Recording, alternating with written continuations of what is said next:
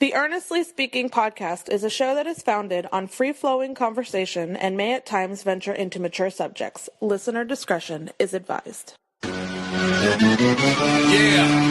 Earnestly Speaking podcast.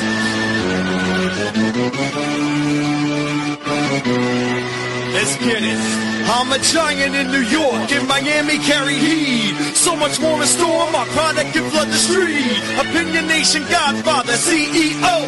Puff in the late 90s, gon' see me blow. Oh. Got my hustle on, no imitation of bad. Army of untouchables, Opinion Nation staff. Never an off-season, homie, check the numbers. Heart throbbing my own right, supplying southern comfort. Earnestly speaking, my ego is well fed. Earnestly speaking, you're too evil and no threat. See, I'm like a hurricane, you're a mild breeze. Earnestly speaking, leaving Eli a dynasty. Shake!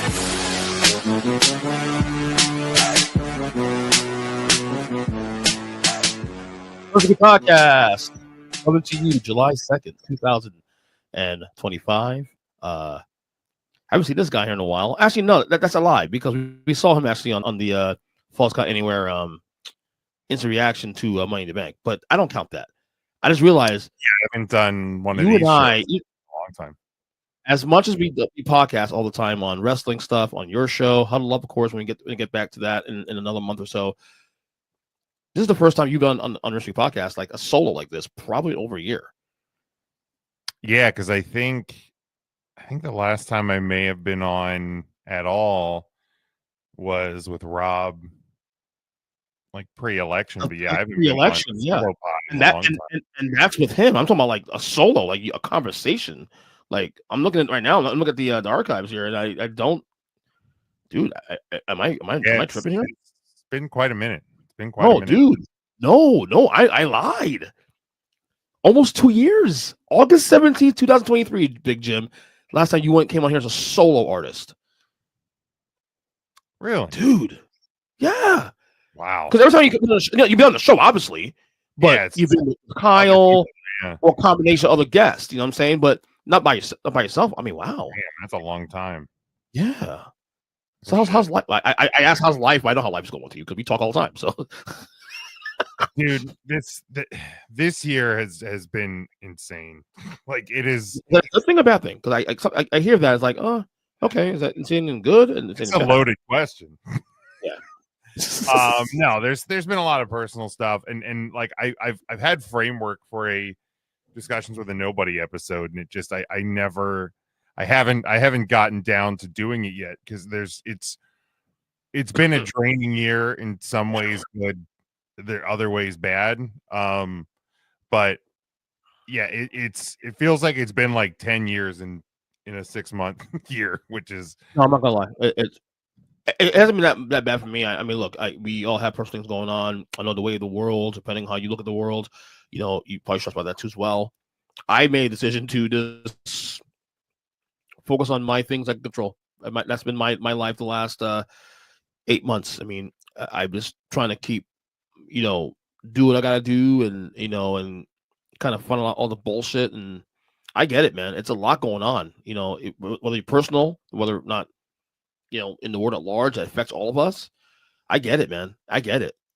Yeah, and it's the thing. I've been trying to get my own personal like health under control. I'm very proud of you, by the way, because you would tell me, I think we were talking about a month ago in the text. I mean, you want me saying this? You said you were gotten the numbers in order now. You're eating better. You're actually you and the wife doing portion control and all this stuff. I'm really proud of you guys, man. That's awesome. Yeah, we've been doing it. I think about 2 months now. Yeah, I don't know. It just kind of hit me. Like I have some buddies that have been doing like Weight Watchers and things like that. And like my wife's been trying to get me to do it for years. And, and it kind of hit me. I turned 40 this coming up, and it's like the part of me just hits me. It's like, I should probably start taking things a little bit more seriously on that front.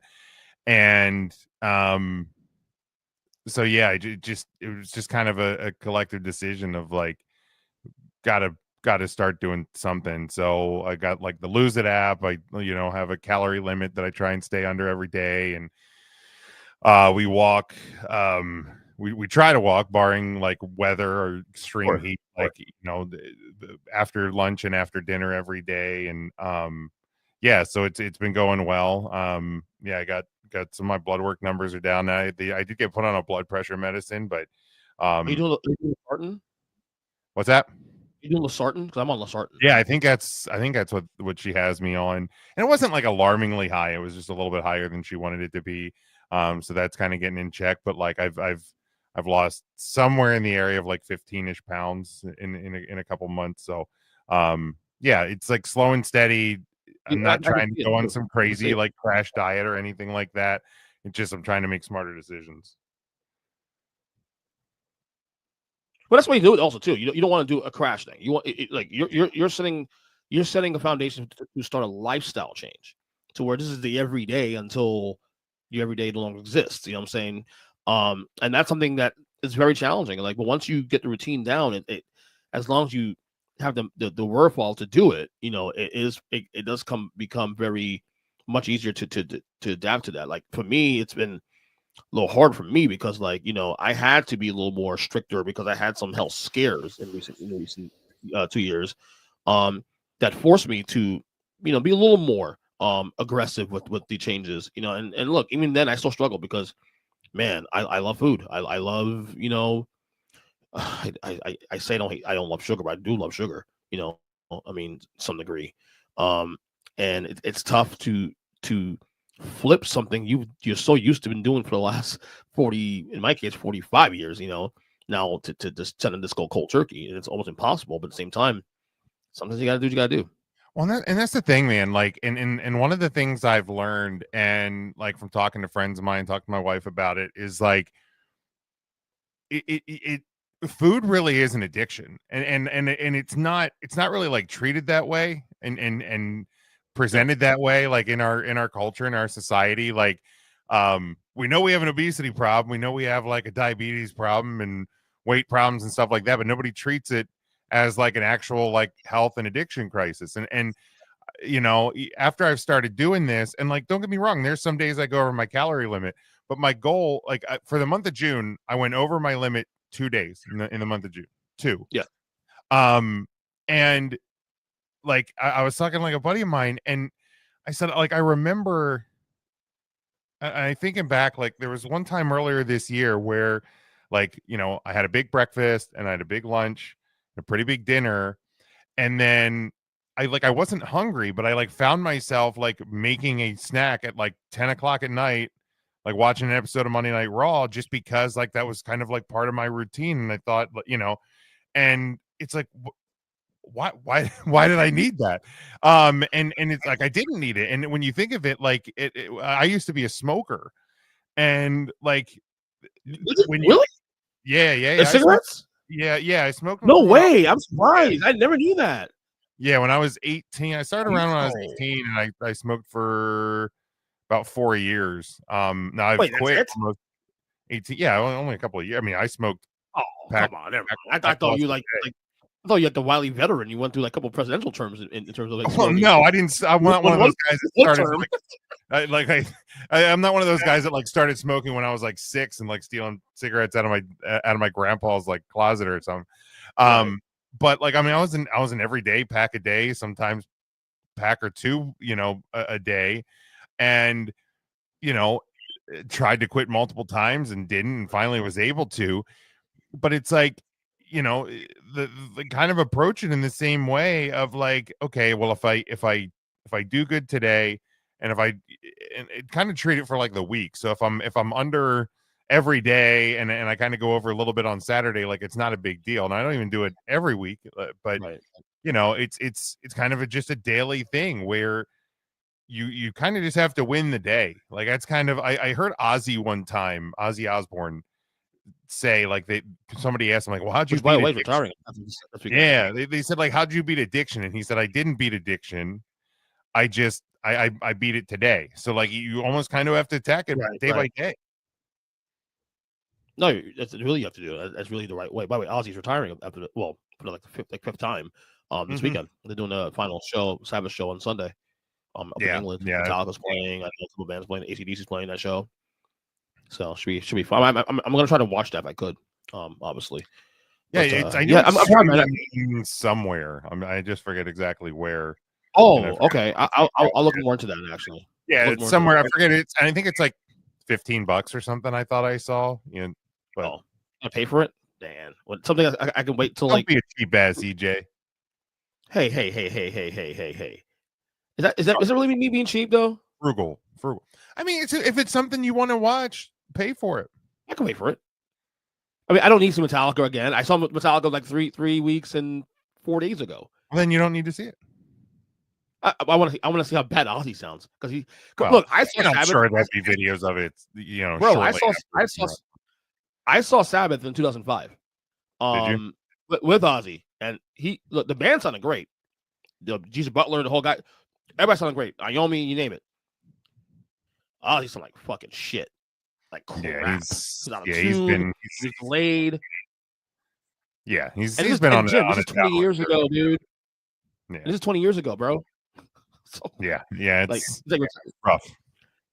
I saw the announcement like months ago, like he's retiring. Like, finally, like, are we sure we're sticking this landing now?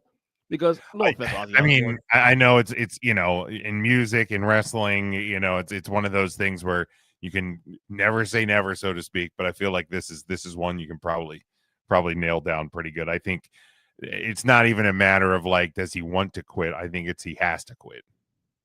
Yeah. Dude, I just realized the NFL, training camp is like literally 2 weeks away. That's crazy. Yeah, it's exciting. That's why I was just talking to a coworker of mine today because somebody sent this meme and it was every NFL franchise's like biggest achievement in the last decade, and the graphic was a little bit out of date because it didn't have the Eagles in the winning multiple Super Bowls, but like it had like the Cowboys, Texans, Giants, Browns, and Chargers as won a playoff game. And I was like, oh, that sucks. And then like at the bottom tier was like the Jets, and it was like nothing. It's like no achievements in the last decade. They haven't been playoffs since I think 11.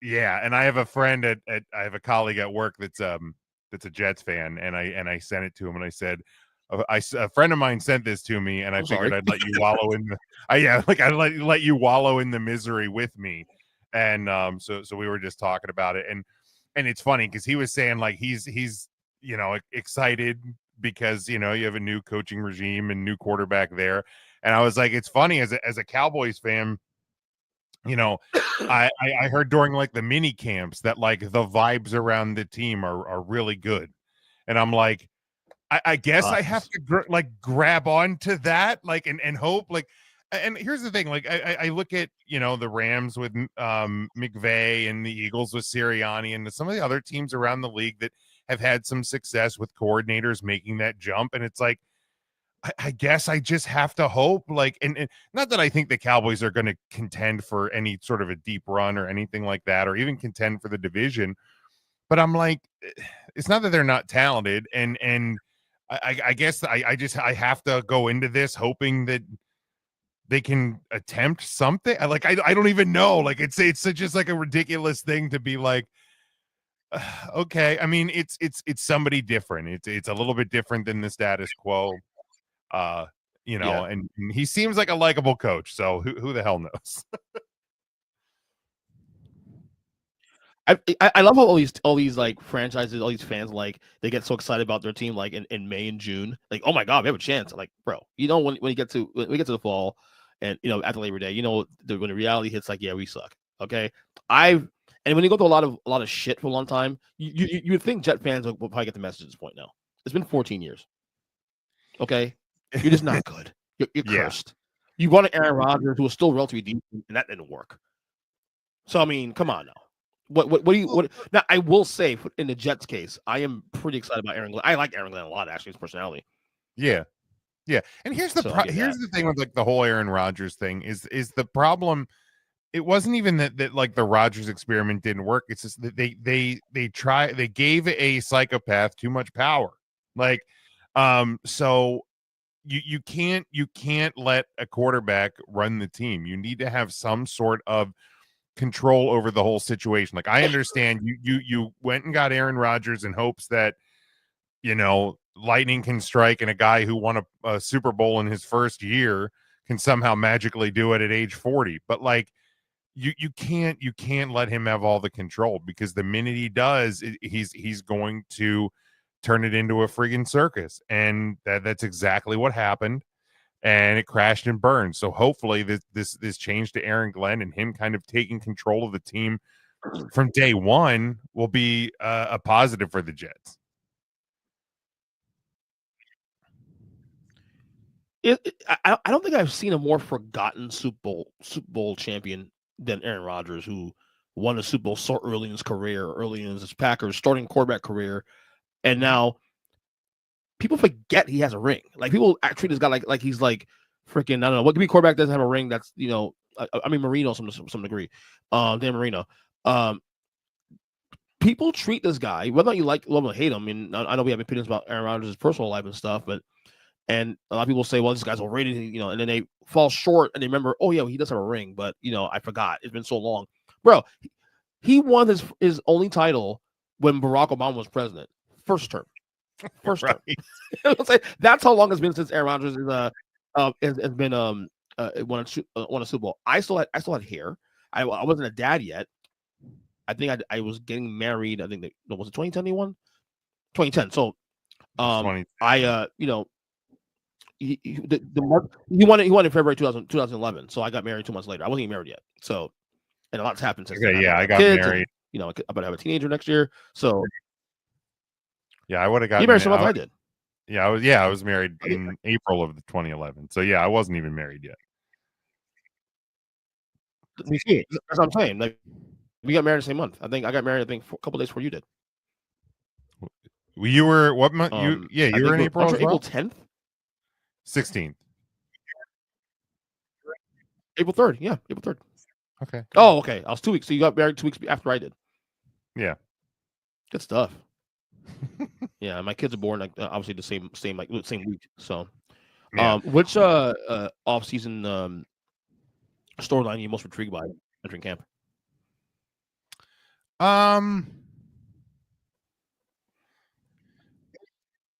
Honestly, like, and it really kind of has less to do with with Aaron Rodgers going there than just kind of like the things they've been doing in the last week. But like, what's going on? Like the Steelers, man, some of these moves they're making are really odd. Like, what the hell are you getting Jonnu Smith for? Like, you already have a tight end that's probably arguably better than Jonnu Smith. You get rid of Fitzpatrick to bring in Jalen Ramsey. Like, that doesn't even feel like that. And maybe I'm wrong, but like, to me, I feel like that's not really that. Like, sure, you get a great corner, but you trade one of a great safety. So like, it just seems odd. And look, I know we've talked on Huddle Up about the Mike Tomlin, and is the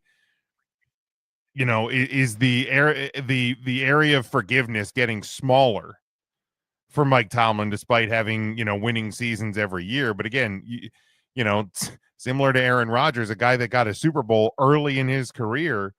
And it's been a long time, not only since they won a Super Bowl, since they won a playoff game in Pittsburgh. So like, I said it last offseason. I said it after this season. Like, I'm not saying the Steelers should fire Mike Tomlin. I'm saying I understand the frustration of people around the Steelers organization of winning seasons can only get you so far.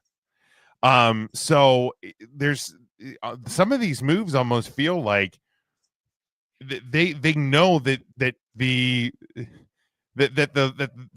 it's kind of getting close to that decision-making time of whether or not they stick with Mike Tomlin or change it up.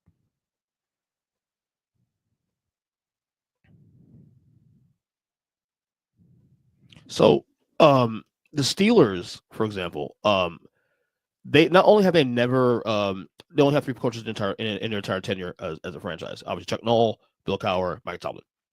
They've also never fired a coach either. All those guys, Cowher and Noll, retired or left on their own accord. They were never fired. So there's a lot of things. So like, But what's so weird is I also do a podcast on my day job now. We do a weekly show now. We're actually probably doing more shows a week now when football starts. And we did a show today, and we were discussing Mike Tomlin because about the trade. We talked about the trade and all that, and what the thing that we came away from that was saying that this whole offseason in general for the Steelers was very unorthodox. Like they're never this aggressive when it comes to free agents and whatnot. They get guys, but they don't get like big name people. They all their big names are people they've groomed. They've drafted themselves and they brought to the system. So this was one of the more weirder Steelers off seasons we've seen ever, really. Where they get DK Metcalf, they Aaron Rodgers now, then they trade. Jalen Ramsey getting trade was not a surprise because that was on the board for the last couple months now. Fitzpatrick getting traded though was a little more like out of nowhere. It's like, well, what was that for? What was that? We hear nothing about Minkah being number one unhappy or contract issues. Nothing of the sort came out. So it was weird seeing that name being the one that kind of basically what it says to me was like, this is a weird Steelers offseason now, and I'm wondering if this is like they're all in here because TJ Watt has a contract situation going on too. Also, I'm sure they'll make him whole at least for this year. But I can see a scenario where if the Steelers don't do well this year, they blow the whole thing up, and that might include getting a new head coach because there are Steelers fans who legitimately tell me that they would rather go win 3 or 4 games a year and rebuild rather than keep going 10-7 a year with some retread quarterback. To me, which I think is ridiculous, but that's my opinion. I'd rather be 10-7 than be 4-12 for the next 12 years. I'm obviously I'm in PA. I know a lot of Steelers fans, and the forgiveness is getting short when it comes to Mike Tomlin. It is, and and I understand what you and what student of the game Kyle Nash. Oh yeah, hold on, I got a bell. Student of the game Kyle Nash have said. I understand what you guys have said about how he there we go. 17 winning seasons and never had a losing season and Super Bowl win and this and that. But again, the longer you get away from that level of success, the more the frustration is going to go from a fan base, even from an organization. Like, especially when you're watching a team in the same state as you win Super Bowls, you're seeing teams, the Ravens I think the Ravens have won a Super Bowl more recently than the Steelers have. The Bengals have been to one. Like, yeah. So it's again, I'm not sitting here saying the Steelers should fire Mike Tomlin. I'm saying that if the Steelers fire Mike Tomlin, I get it. I get why they did it, because eventually, the more you keep trying the same thing, and if it stops working, you need to fix it, right? If you keep trying to start your car every morning, and every morning the car doesn't start, eventually you're going to have to do something to fix it, right? Like if you keep replacing parts, but then eventually stop working, you're going to have to replace the car.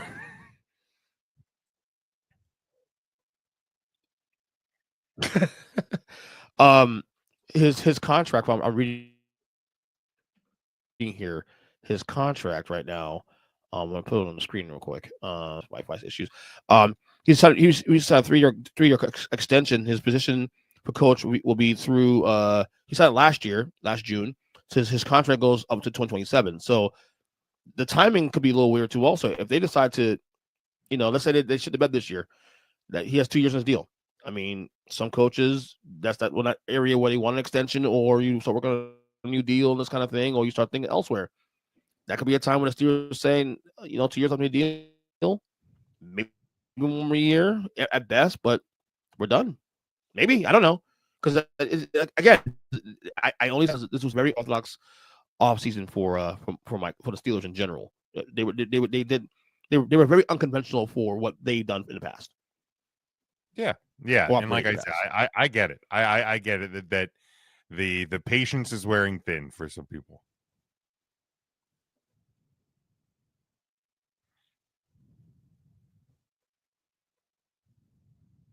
Sorry, the Wi-Fi is still kind of messed up here. Your Cowboys, how you feel about the 2025 Dallas Cowboys? How you feel about that? Are you scared? Are you like whatever indifferent about this team now going to the year? The funny thing is I'm actually really not scared. Because I think my level of expectation is pretty low. By the way, you should, I don't know how you have your house set up. You should hardwire into your computer your internet if you can. That always works better than Wi-Fi, I have found.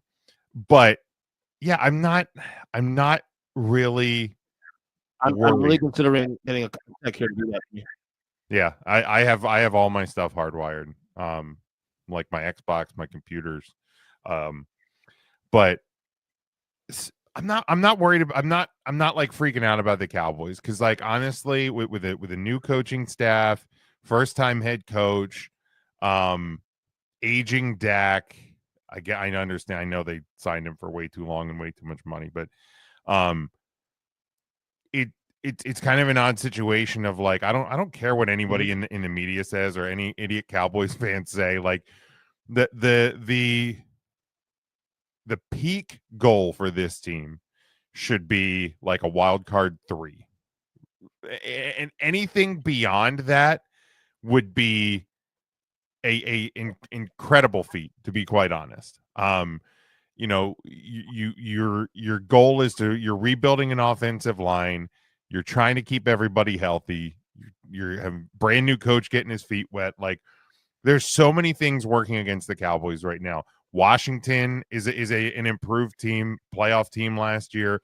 Eagles coming off a Super Bowl win. The NFC North is stronger. You know, the West is kind of teetering. The South still stinks. So like, there's position to be gained in the NFC.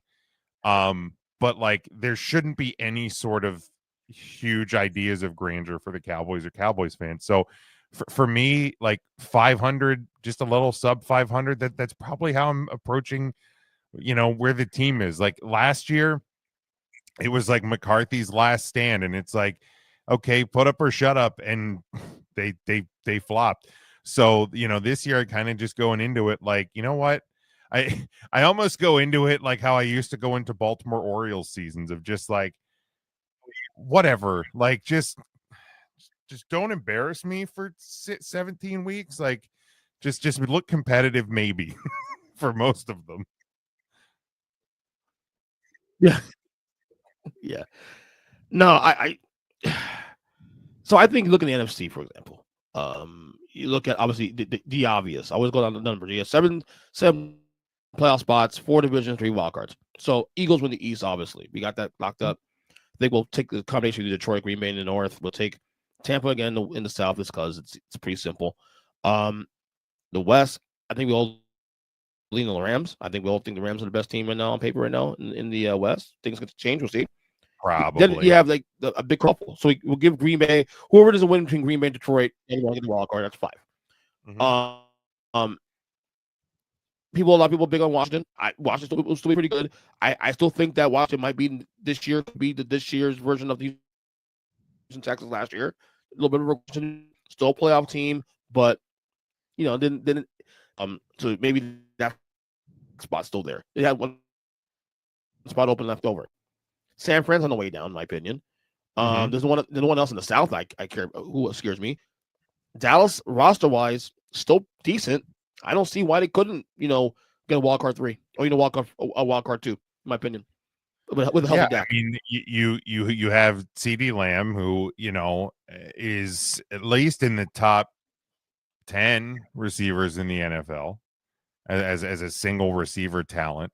If you can control George Pickens, which I know is a challenging feat, but if you can kind of keep him under control, he's a talented wide receiver. You know, you have some speed in your wide receiver 3s and 4s. I'm not sold at the tight end position. You still got Ferguson. You still have Schoonmaker. Tight end position, I think they should have addressed in the draft or in the offseason a little bit harder. Offensive line, it's kind of a work in progress. Running back, it's going to be a running back by committee. You have some kind of flashy rookies and some aged veterans. So there's talent on offense. It's not the flashiest offense by any stretch. Defense, your defensive secondary is going to be good. Your middle defense is going to be good. The pass rush is a little bit concerning, but yeah, there's potential there. And in an NFC that has spots to be gained, the Cowboys could get a wild card 2. I think wild card 3 is probably a little bit more realistic. But if you win a couple of those games that you shouldn't, get a couple bounces go your way, maybe you catch a wild card 2. And then you kind of see what happens. I think a wild card 2 is probably the loftiest goal. And then you get probably a winnable matchup in round 1 of the postseason. You catch that wild card 3 spot. I get it. Anything can happen, but you're likely going to be going into Philly or into the NFC North champion, and that doesn't bode well for a Cowboys team, I don't think. But you never know.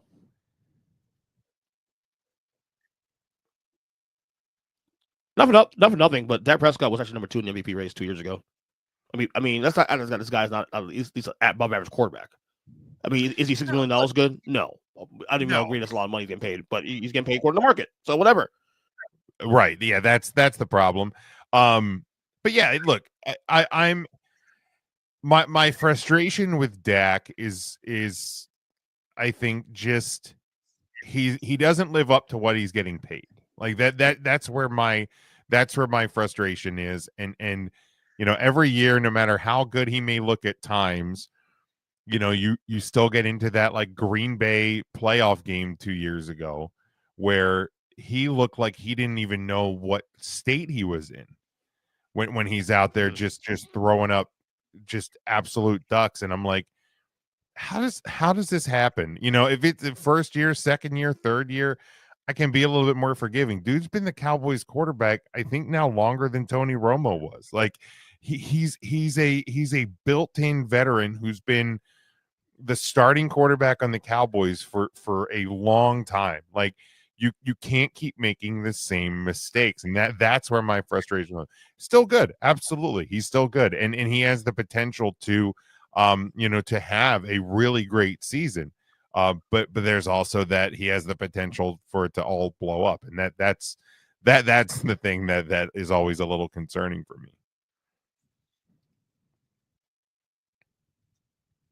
Okay, this is gonna sound a little morbid, but follow me here.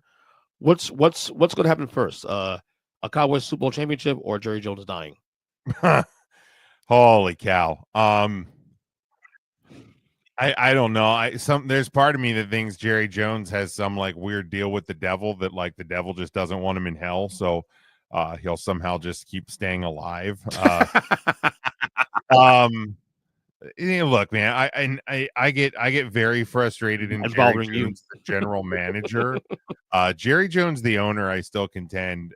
I don't know that there's many owners in sports that love their team more than Jerry Jones loves the Cowboys. The problem is Jerry Jones, the owner, can't understand that Jerry Jones, the GM, doesn't work in 2025. So exactly. Yeah, and not to be morbid, but I think, and maybe it's the pessimism in me from being beaten down for the last almost 30 years, but unfortunately, I probably say that Jerry Jones passes before the Cowboys win another Super Bowl.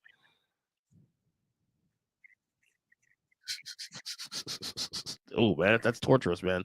I won't ask for predictions yet because we got all summer and we'll get go there. and all that and camp and anything can happen. Someone will know. Notre Dame fan, of course, in college football. You guys were literally a game away from winning the whole thing. Are y'all going back to the dance again? Or you think y'all gonna make it?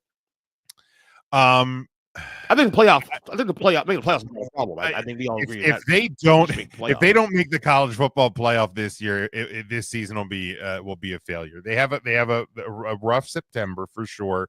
It does kind of level out a little bit. But I don't expect them to win a national title this year. I don't even necessarily expect them to go deep in or to really even maybe even make it to the national championship this year again. But I kind of expect them to go a little bit deep into the playoffs, get to a semifinal, but this is the most optimistic I have been about Notre Dame in a very long time because, and I hope student of the game Kyle Nash, wherever he's hearing this, is sitting when I'm about to say what I'm about to say. But Brian Kelly did an incredible job of getting Notre Dame back to a competitive level. He set the absolute foundation for what Marcus Freeman is doing now. And Notre Dame fans, and myself included, seeing some of the lapses in recruiting at the end of the Brian Kelly tenure, I think is where some of the frustration with Notre Dame fans was, is you could see kind of a point in the Brian Kelly timeline where he wasn't as aggressive with selling Notre Dame to recruits. And that's when it started to teeter. Marcus Freeman is taking what Brian Kelly gave him, and he is improving it. He's working with the foundation that he was given, and is doing it incredibly. I saw an analyst the other week, I forget the source it was from, but said they've never seen Notre Dame recruiting at the level that they currently are. And I think a season like last year, where, look, the unforgivable, and it is still unforgivable to lose to Northern Illinois. Like that loss is not okay, right? In week 2. But for Marcus Freeman, a young, good looking, exciting coach in what has been one of the more polarizing programs in college football. Like he's a good looking man. But he made Notre Dame likable last year. And I think there's a lot of in how he interacted with his players and how he treated them with respect. And he didn't rip them apart after the unforgivable loss. He just said, we all have to be better. Coaches, players, the program, everything has to be better. And they turned it around. And regardless of how you feel about schedules or playoff matchups or what have you, they did what they had to do. They won their next 10 games. They won 3 playoff games, and minus the second quarter of that national championship game, Notre Dame could have won. I mean, they basically lost by 8, even after getting smoked in the second quarter by a very good Ohio State team. So, do I expect Notre Dame to win national title this year? I do not. But for the first time in a very long time, I actually feel like it's a real possibility that within the next 1 to 5 years, Notre Dame could win a national title. You seem very happy. Hope we get a 5-7 campaign from you guys this year. I hate you. Hey, fuck you, man. You give my team shit all the time. Giants. He not so much, but Mets. Look, surprised they give me shit. The Mets last month. They've been shit. Well, why shit on something that's been terrible? And I can only be so disrespectful because the Orioles stink as well. Very true. But like I remember there was that tweet when I don't know, the Mets were on like a heater, and I was just like, it's going to be really funny when they still don't win the World Series. And you took a shot at my Orioles, and I was like, my guy, I know my team is shit. You have to get to the point where you remember that your team is shit. I know my team is shit too, though. They're cursed. Everybody, you might have 2 though, but everybody has that team that you root for. Yeah, like both teams in different sports, but there's maybe a team or 2 that always seems that be like that ugly stepchild team. For me, that's the Mets. You know what I mean? The Giants have been bad in the last 10 years, but they've won 3 Super Bowls in 4 really in the lifetime I've been alive. So I've been able to enjoy a lot of success. The Heat have been good last 30 fucking years. So that's not surprising. The Mets have been the one team that can't get there. Just can't get there. Yeah, because I mean, like, Notre Dame, again, there's been pockets where they've been really bad, but especially over the last decade, from Freeman through like, the 4 straight 10-win seasons under Brian Kelly, they've been consistently good for a while. The Cowboys, usually are a win, have a winning record at least. The Capitals usually fairly competitive. The Orioles are my stink team. Like they've been bad for so long. They've had a couple of seasons here or there where they've won a division or gotten into the playoffs, but then I'm losing in the first round. So the Orioles are my team that really likes to smack me in the face. Yeah. The Mets are that for me. Although I think the Rangers and hockey are getting close. Speaking of hockey, do you still don't believe I'm a hockey fan? Oh, I know you're not a hockey fan. That's mean. I mean, here's the deal. Look, I believe that you. I'll say it. Go ahead. I believe that you enjoy the game of hockey. I believe that you especially enjoy the Stanley Cup playoffs. I will believe that, because I feel like you to hockey is very much where I am to the NBA. Where you have a team that you will pay attention to what they're doing, you will watch them when you can, but ultimately your winter early spring sport is the NBA. Mine is the NHL. I will watch every Capitals game. I use my mom's ESPN Plus, because there's NHL games on ESPN Plus every day. We have a full-time second TV in our living room. I almost have a hockey game on every day. I know you're that way with the NBA. So you're locked into their league, right? You're not just like a.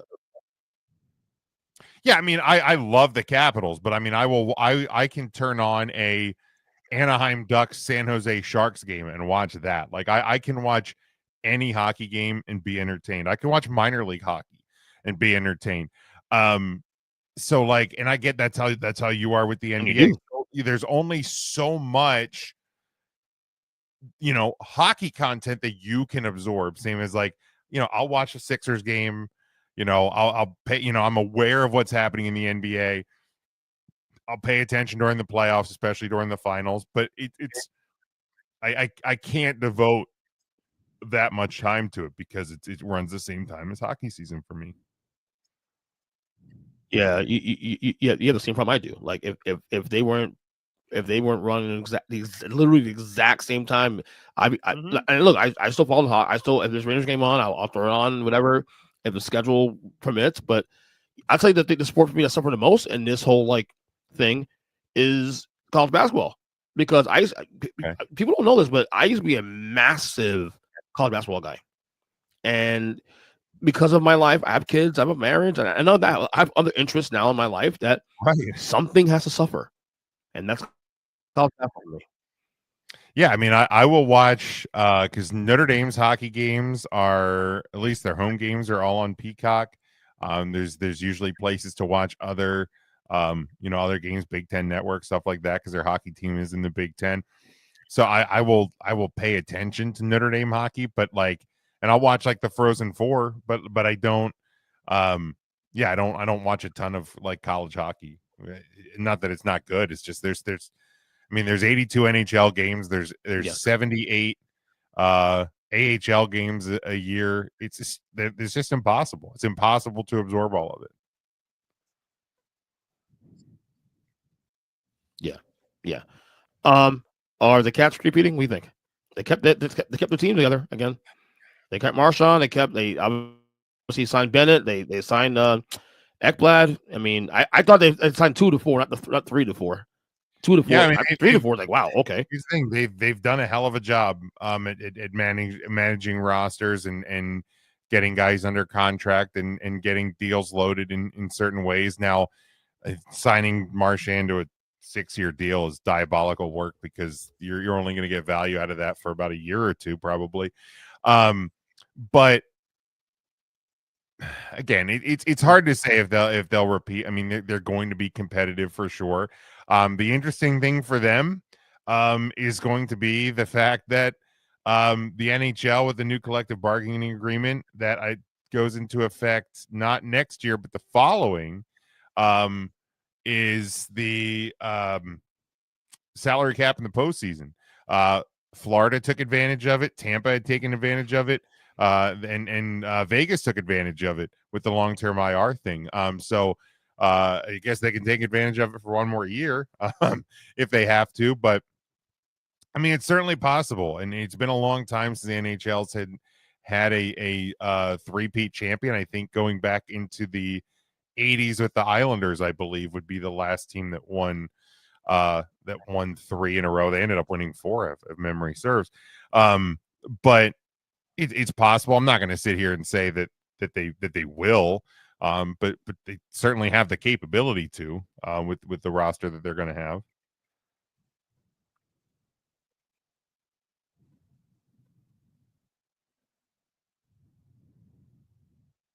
Alexander Ovechkin.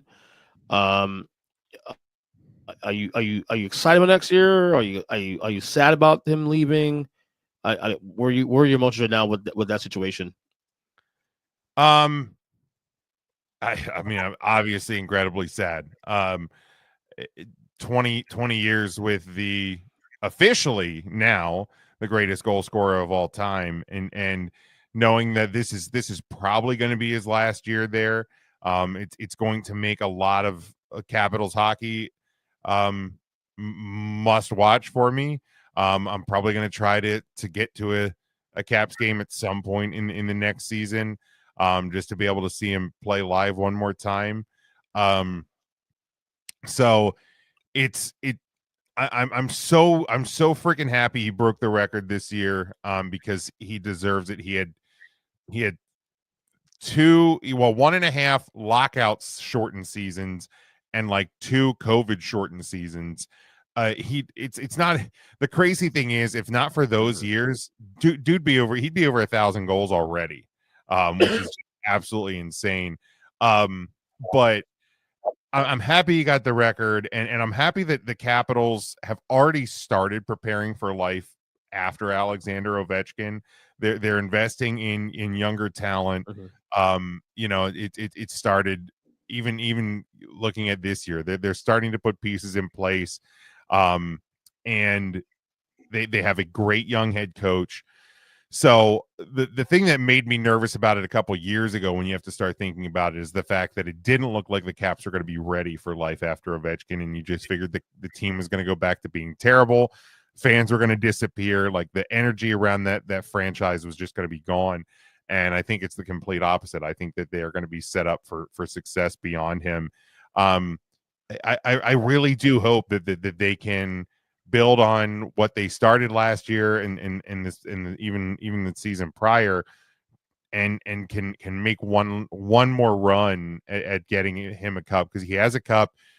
He has a lot of accolades, but for him to possibly get a chance at one more would be spectacular. I don't expect it to happen, but I would love it, obviously. But I hope he stays healthy and can play the whole year. He had the broken leg this year. He able to come back from it and still break the record.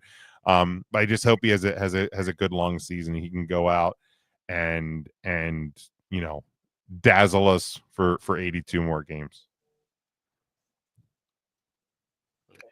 He's a GOAT, right? In your eyes, or is he ranked in the the hockey version of the LeBron Jordan argument? Where is he is he top 5, top 10, top number 1? I don't know. He is the greatest goal scorer, and he was the greatest goal scorer before he broke the record. He was scoring in an era where, and I don't care what anybody else says, the current NHL era is harder to score in than any other time in this league's history. And for him to score at the level that he is even still at his age, when you look at goals per game this past season, he was 3rd in goals per game at almost 40 years old. He is still doing it better than almost everybody in the league at this point, and it's an absolute marvel. So he's absolutely the greatest goal scorer of all time. Wayne Gretzky will always be the greatest player. Nobody's touching him. Wayne Gretzky was always will be number 1. And Ovechkin is one of the best. He is one of the best, because not only Is he a tremendous goal You scorer? don't want to say it. You don't want to say it. What's that? The number. Give me. I want a number, buddy. I'm going straight sports radio on your ass right now. Man, I hate these things though. Like, and I hate it with football. I hate it with any sports because eras are so hard.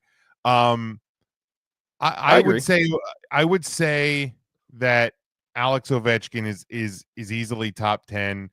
You know, selfishly, I'd put him at like 5. People can say I'm nuts or whatever, but he's the greatest goal scorer. He evolved into a two-way player over the back half of his career, to where he is good at passing the puck, moving it around to playmakers that are around him. He also has gotten better even defensively, and something that most superstars, most goal scorers don't do. Alex Ovechkin is 3rd overall in NHL history in hits. He is an absolute battering ram on the ice. Most guys who are most guys who are superstars and scorers, they avoid physical contact. Alex Ovechkin seeks it out, and to me that is a dynamic that Gretzky, Crosby, Mark Messier. I mean, that Messier did some to a degree. Later in his career, as his body started breaking down, he didn't. Lemieux wasn't as physical. Alex Ovechkin is like a modern day Gordie Howe kind of, and I think that and Gordie Howe, Mr. Hockey, is widely considered one of the, if not the best, maybe a Mount Rushmore NHL player. Alex Ovechkin's the modern version of that.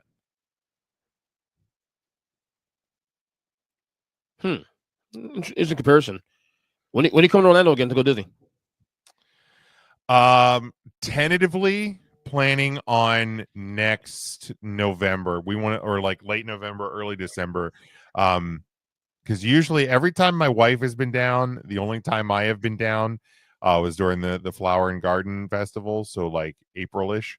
But we've both kind of wanted to do something different. And we think like a Christmas trip on Main Street and stuff would be really, really cool. So that's what we're tentatively planning.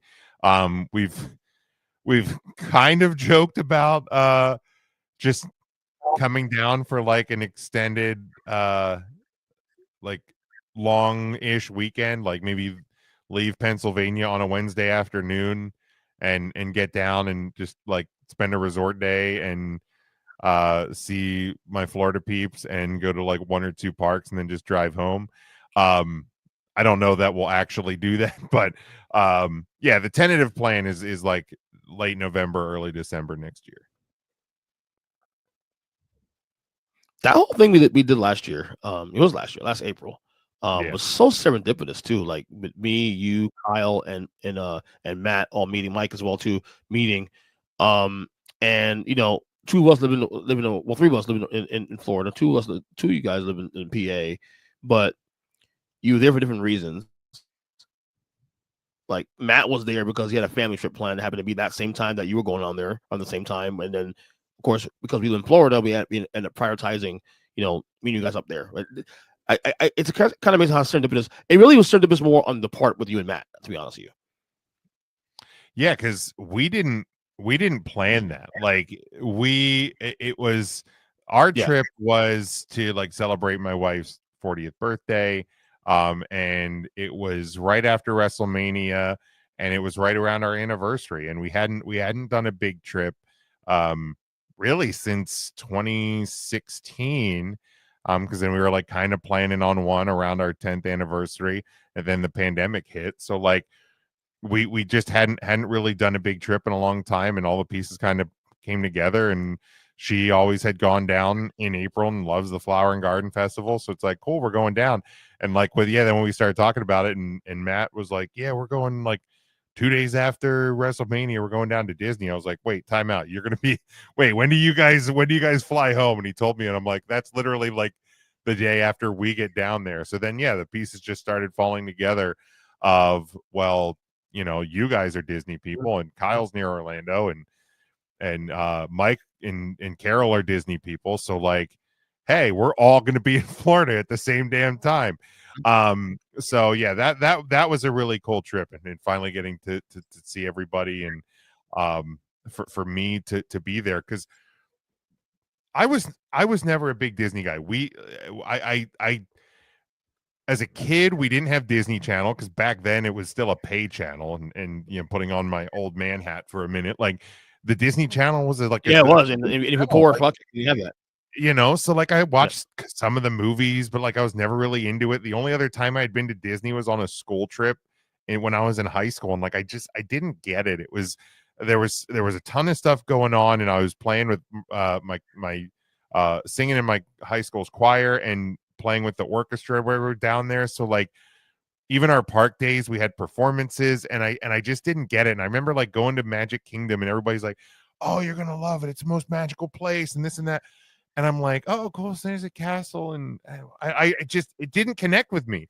But my wife loves it, and she thought that last year was going to be her last time going, because she's just like, her you know, her and her friend used to go down, like they don't like really travel as much together anymore, and she's like, you know, go one more time, my 40th birthday. She drags me along, and dude, that trip, man, everything about it, I don't know if it's because I'm older and I can appreciate it, and I can kind of get lost, but man, you get inside that gate, and in those places, and you get transformed, and it's such an immersive experience, and it really is, and it's so cliche, but it really is freaking magical. And it's like you're walking down Main Street, you see the castle, and you're interacting with characters, and you're in fucking Star Wars land, and you're watching these movies about Walt, and then you go to Epcot, and you're going through the, you know, and it's just like, holy shit, like this place, this is freaking wild. Like, and so last year's trip, man, it really did kind of like, it changed me. Like I've really become kind of like really like Disney obsessed almost. Like I and as I literally have a fucking Mickey phone case, I have a Mickey fucking wallpaper. Oh my god! Oh my like, god! You are. Oh my god! You are obsessed. All right, that little fucking mouse has just invaded my fucking life. And but it's great, and I've gone back, and I've started watching Star Wars stuff, and I'm going back, and I literally have a list of all the Disney animation, like Pixar movies that I haven't seen, and there's a ton that I haven't seen.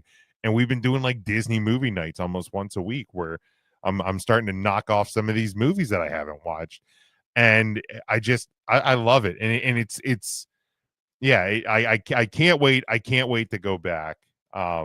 And until then, I will wait for the day that I get there. Favorite park. Favorite park. My favorite park. I think I gotta go Epcot. It's for somebody that doesn't really ride rides. I think it's probably the best overall experience, because there's still plenty of things that you can do and see, and like even you can go in the land pavilion, and heck, that's neat. And you know, now you have the connections area, you can do the Coke experience, and you go and you know, you have the short movie festival, and obviously your character meets, and then the world showcase is just phenomenal to go and see all of those experiences there. That's probably number one. Magic Kingdom is probably close behind. Like I was surprised how much I loved Magic Kingdom, and even just like being around the castle and around all the different areas of it. Yeah, but Epcot's number one.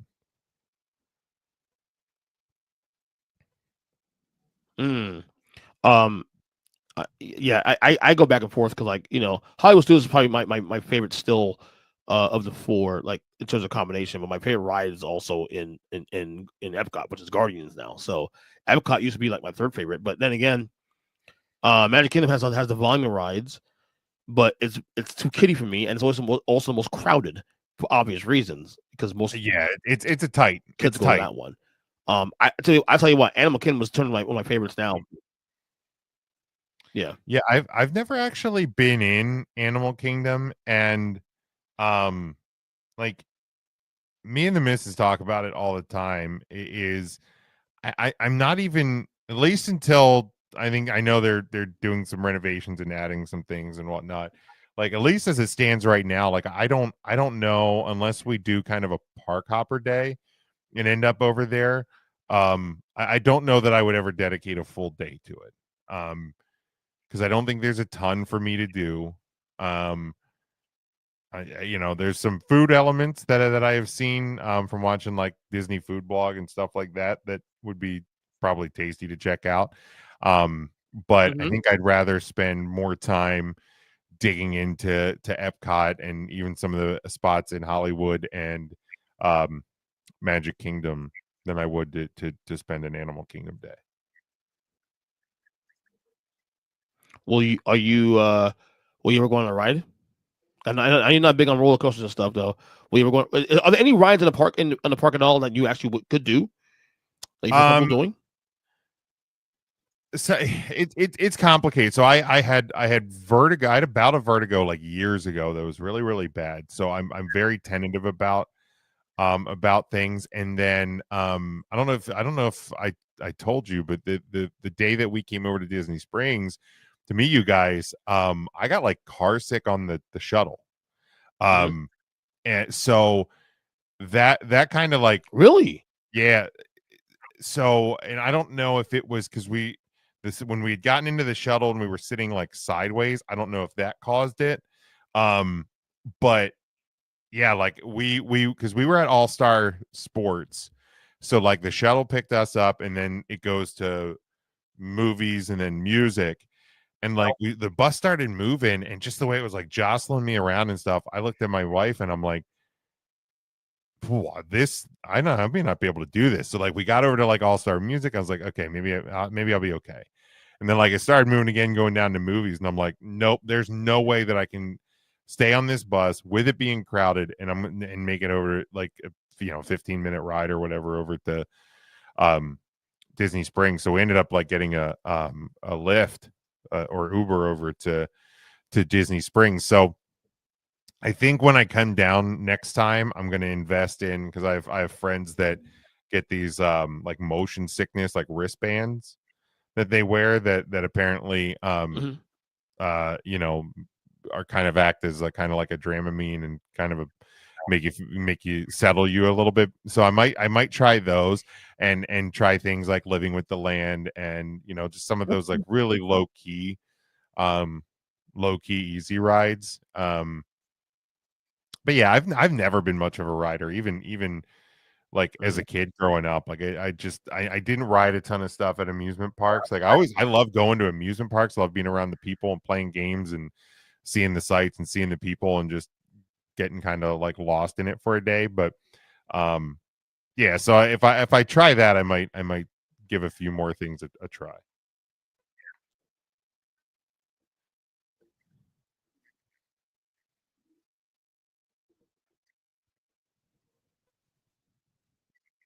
Yeah, that'd be cool, man. The rides are like into the rides, man. The rides are fun. Rock and Roller Coaster, which is currently Aerosmith, that'll be the Muppets very soon.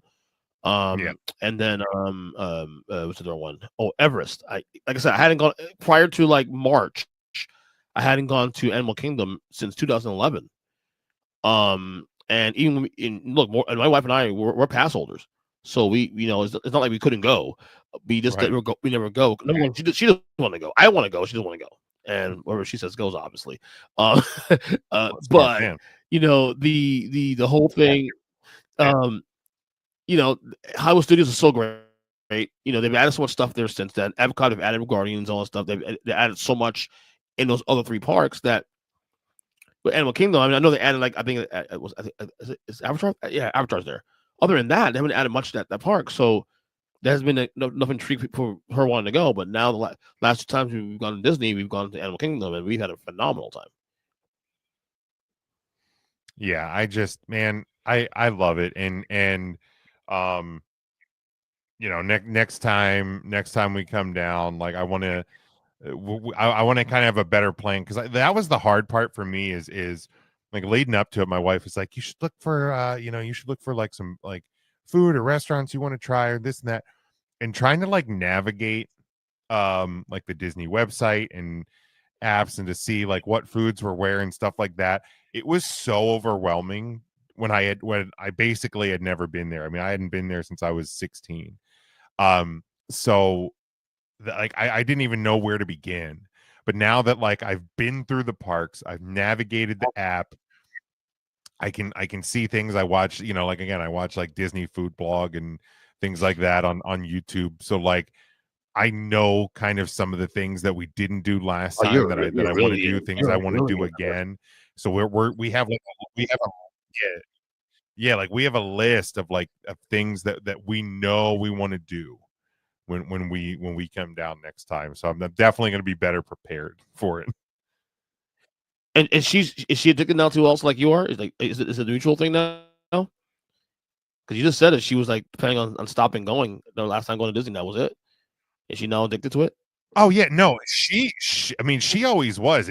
Like her saying that like she thought the last year was going to be her last time going down wasn't because she didn't love it anymore. She thought that she figured that I wouldn't have really enjoyed it, so she just wouldn't have gotten down there. But then yeah, the fact that like I'm into it as much as I am, she's all back on board. Like we're both this full bore into it. To like she was even joking because there's a small airport literally in our like on the outskirts of our town, and they actually just started like flights to Orlando. Now again, I don't fly, but she, for her birthday this year, she was like, I'm gonna get a flight to Orlando and go down. I'm like, the hell you are going to Disney without me?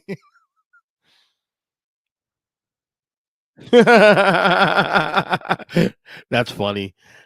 Like for me, I have a very big love hate with Disney because like on one hand, I enjoy the rides I have there. I'm a roller coaster guy. I love doing the rides. On the other hand, though, like how you look at Disney, you go in there, it's like, oh, it's magical and bubbles and all this stuff and happiness and positivity. I go in there and I told you I'm frugal, right? There you go. So my wallet, protect my wallet. Don't buy too much stuff. Don't too much dinner. Save money. Don't get any gifts, please, honey, because she likes to buy a gift or two for the kids once in a while. I'm like, they don't need more gifts. We go here once every like 2 months now. Stop. So that's my brain space when I'm at Disney. I'm trying to save money. I'm not trying to kill myself financially.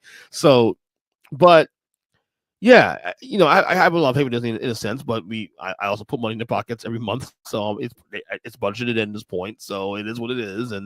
But for me, I think now more than anything else, aside from enjoying the perks, what I do like, I enjoy it from my kids' eyes. My kids are, they love it. And they love the ride. And my kids are thrill seekers, so they love the rides. There's not one ride they won't go on. Like I never did Tower of Terror until last year for the first time, my wife and I, because we were forced to go on there because they made us go on there because they wanted to go badly. And because I had fears going on that ride for years because I hate drops like that. It's like drops. But I did the ride and the ride's easy. The ride's so easy. It's so much fun. Yeah, I mean, I will safely say I'll never do that. But yeah, I can absolutely see how people with kids, you can kind of live and love it through them. I think for me, like the concept of like the Disney adult, it didn't make sense to me. And like I remember like my wife was talking about like she leading up to the trip, she was like, well, I've never met Daisy Duck, and and I'm going like, you mean like you have like character meets? Like it didn't make sense to me, right? Like I'm just like, I don't understand. You just like meet and take pictures with like the Disney characters. It just okay, cool. Like it just didn't connect with me at all. The first day that we were there last year, we were in Hollywood Studios, and we're walking and we're heading down towards the Star Wars area, and we turn a corner and there's Donald and Daisy, and I couldn't, because everything's overwhelming when you start walking in those parks. Like you know how it is. Like everything, it's big, it's immersive, and all of that. And like my brain is thinking, let's get the Star Wars area. I want to see the Star Wars area. And we turn the corners down Daisy. I'm like, oh, there's the duck you wanted to see. So we get in line and we get our pictures taken, and she's in her, and she's in heaven. This is the one character she had never actually gotten to like meet. And like I don't know what it was, but it started to just click with me, even from that first interaction of like, oh, this is no different than when you go to a wrestling show or a convention or whatever, and you meet these characters that you love in the pro wrestling world. Bing, like, and I was able to make that connection and go, this makes total sense.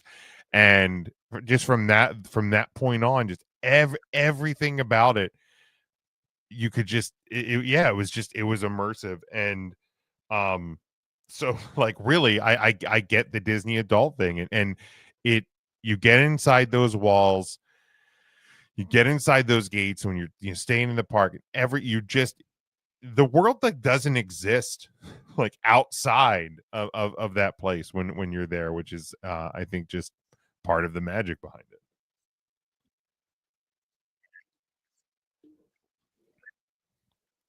Yeah, and again, like I don't ever judge anyone, no matter what age they are, because the world's hard as is anyway, man. And if you have a place to get away to just for a few hours, just shut off the reality of the world, paying the bills, worry about what war we're going to next, and all this crap, it's okay to have that safe space, man. Nothing wrong with that. Yeah, absolutely. And I think that's part of it too. Like I leading up to like WrestleMania and the Disney trip, like I was having worse anxiety and stuff. I was dealing with it a lot more than I had in a while. And I think part of it is just because those are two really big things. A lot of people, for Disney, a lot of travel.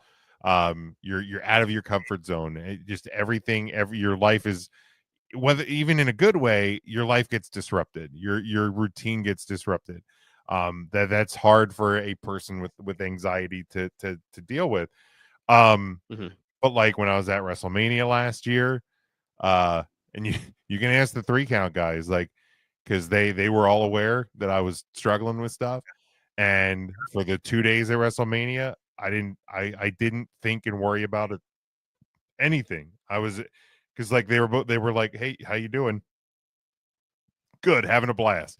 And then the Disney trip as well. Like it just, I was traveling with my wife, with my best friend, and we went to this happy place, and we were there for 5 days, and and we just we saw people, in some cases, that I'd never met in person before, and we just got wrapped up in the magic of it. And for that week, I didn't have my normal anxieties and all of that, and I just felt like a person that didn't have the weight of everything on the shoulders. And it was awesome. And I think that's part of the reason too why it changed me the way it did, and why I've just fallen in love with all things Disney, and just have truly become a Disney adult. The thing I didn't understand a little over a year ago, and I'm guilty as charged now. Yeah. Yeah, a lot of like anxiety, a lot of like when you feel all that stuff. It's sometimes as simple as an environment. The same old. Like, even though I have a fairly decent life here, I notice I sometimes get oversaturated or get overstimulated with the same shit, to the point where my anxiety goes through the roof. Like last week or so, I mean, last week for like a good 7 day radius, I was so burnt out, and I was just overstimulated on people.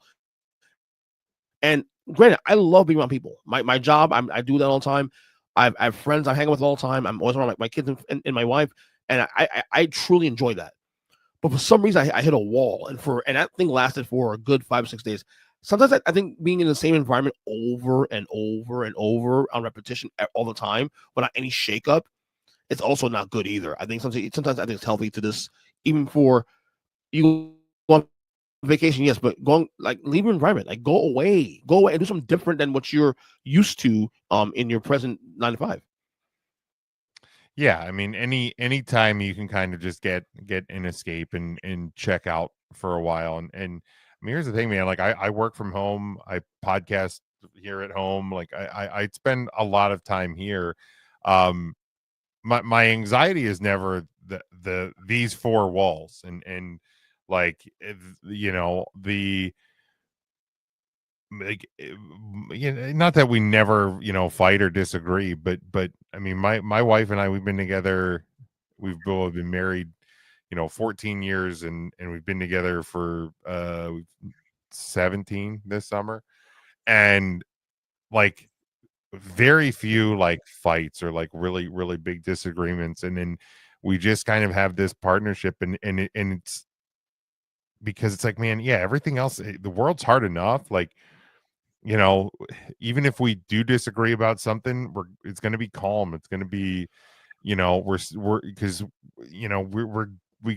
we're going through this together, like we're like that's we're number one is me and her. So yeah, it's more just, I think, the environments and the uncontrollables and a lot of that stuff, because when I get around my people, whether it's my wife, my family, my closest friends, like those are the times where I can check out of the things, and but yeah, it's tough, man. I mean the world, and I don't want to touch on a lot of it, but the world right now generates anxiety and uneasiness and chaos. Like it's chaos is thriving right now, and so it's Yeah.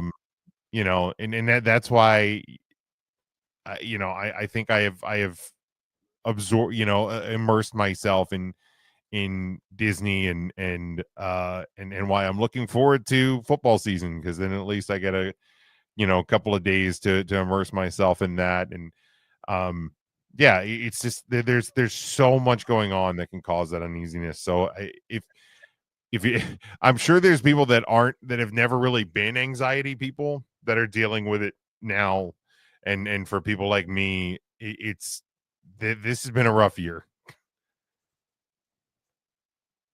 Yeah, this is why I've unplugged a lot of things, like even things I enjoy. Especially in a world where content is so easily accessible and there's so much of it, good or bad, things you may agree or disagree with. It's always in your face. That naturally just drives people's anxieties through the roof.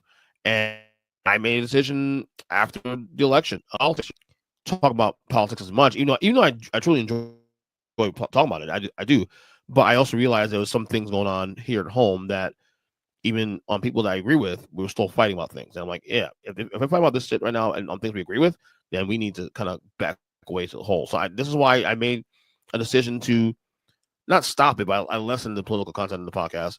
I also stopped listening to all the shit every day because it got too either maddening, sad, or or just whatever. And I hate feeling that way. I hate not feeling control of my emotions. So I've kind of sort of like this gone to my bunker, and I've focused on my own stuff now. I focus on music and things I enjoy, and get back to who I am in sports, the things that make that give me escape, because the world is a crazy place. So having these things to escape to, I'm not gonna feel sorry for it. I don't give a fuck. I'm not gonna feel bad about that. I'm gonna do what I'm gonna do to make sure my health is in place. So because I'm no good to my wife and kids if I'm not in a good place. So I'm with you. Yeah, exactly. And the over the next 6, 8, 12, 24 months, the prioritizing self and your own personal mental state and stuff like that is probably going to be such a huge thing, because yeah, there's chaos and a lot of bad out there. So I'm a huge advocate for therapy and counseling. I've Absolutely. I've been with a counselor, the same one for this year will be 18 years. And there's times I've gone as regularly as every other week. There's times I've gone as infrequently as once every 2 months. But having that place and having a trusted person who is a sounding board that isn't family and friends, and not that confiding in those people is bad, because I think it's very, very good when you have friends and family that you can confide in, and you can go through things together. But having somebody that is a professional that knows how to handle and give you tips and tools and things like that to work through things is huge as well. So if my advice to anyone who hears it that maybe that's never been a thing for them, and you're struggling with things, yeah, maybe that's something to look into. Yeah, totally with you. Anyway, brother, plug away. Yeah, you can get me at Twitter, on Twitter, and Blue Sky at Big Jim Sports. I have my link tree in there. It takes you to everything. 3CT. We have our live shows on Thursday, podcast on Tuesday. So you can get us there. Huddle Up Podcast, still kind of in off-season mode. I'm hoping to get a couple sets of recordings sometime here in July, and then we're gonna gear up for another live season coming up in August. And discussions with nobody. Like I said, I have framework. I literally have notes right here. And it's just a matter of, there's been a lot of chaos in my life over the last like 4.5, 5 months that has caused kind of a podcaster's block, a writer's block, if you will. But hopefully here before too long, I'll at least get something down on that side. But yeah, you can hit my link tree. That has everything.